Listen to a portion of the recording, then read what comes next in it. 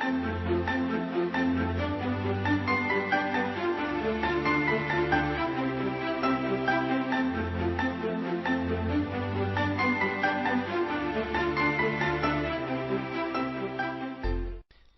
16. Ticks.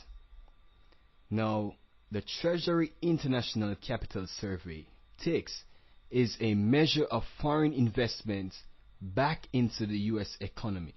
This measures the amount of U.S. Treasury debt, bonds, bills, and notes sold to foreign investors. Now, if more foreign investors are buying U.S. debt, more money is entering the U.S. economy. When more money enters the U.S. economy, this is positive for the U.S. currency and positive for the U.S. economy, as more money means more investments in the country that can create jobs and increase productivity. Now, if each month TICS covers the monthly trade deficits, we have a balance, and this is positive for the dollar. So remember, in the previous lecture we discussed that the US operates at a trade deficit of negative $44 billion.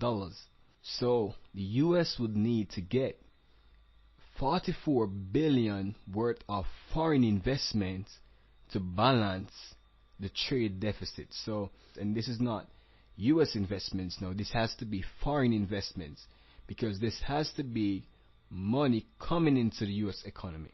So this balances the monthly deficits, which represents the net amount of money that is leaving the US economy. So Treasury International Capital Survey is extremely important and is something to pay attention to, because it gives us an idea of the amount of money that is coming into the US economy. If we want to know if the US is balancing, we have to focus on the ticks to give us an idea of the amount of money that is coming back into the US economy. And if the amount of money that is coming back into the US economy is equal to or more than the amount of money that is leaving the economy to pay off the deficit, then this is positive for the dollar and this is positive for the US economy.